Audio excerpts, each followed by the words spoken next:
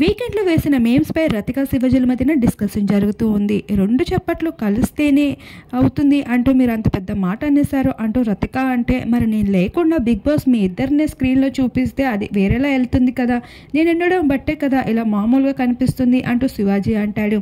రతిక ఆ మాటల్ని అగ్రీ చేస్తూ ఉండదు, ఇంకా ఆర్గ్యూ చేస్తూ ఉంటుంది. ఏంటమ్మా ఈ డిస్కషన్ ఇక్కడితో ఆపవా, నీ కాళ్ళు పట్టుకోమంటావా ఏంటి, ఇంకా ఈ డిస్కషన్ లాగుతున్నావు, సారీ చెప్పా కదా అంటూ శివాజీ అంటూ ఉంటాడు.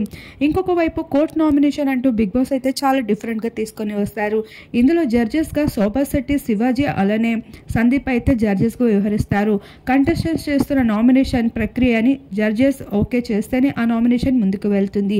ఈ ప్రక్రియ విధంగానే ప్రిన్స్ అయితే నామినేట్ తేజకి చేయడం జరుగుతుంది. మరోవైపు ప్రిన్స్ అలానే శోభా శెట్టి వీరిద్దరి మధ్యన కూడా కంటెండర్ టాస్క్ కోసం డిస్కషన్ అయితే ఇంకొకసారి చాలా హాట్గా జరుగుతుంది. ఇలా గొడవ అయితే ప్రిన్స్తో ఈ హౌస్లో ఈ నామినేషన్లో అయితే చాలా గట్టిగా జరుగుతున్నట్లయితే చూపించేస్తారు నామినేషన్లో.